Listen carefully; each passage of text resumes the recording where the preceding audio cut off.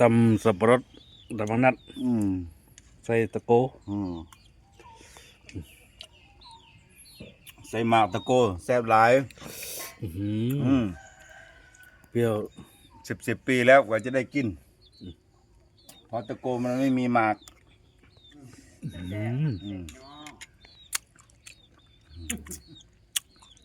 แซ่บหลายแซ่บหลายเห็นบ่ดิเกี่ยวดักอันนู้นฟังเลย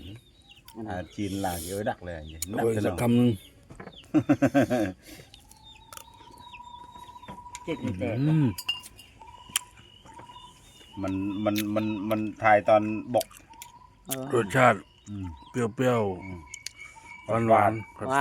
ฝาดหน่อยหนึ่งโอ้ยแซ่บเป็นตาแซ่บเด้อพี่น้องเด้อมาได้กินน้ำกัน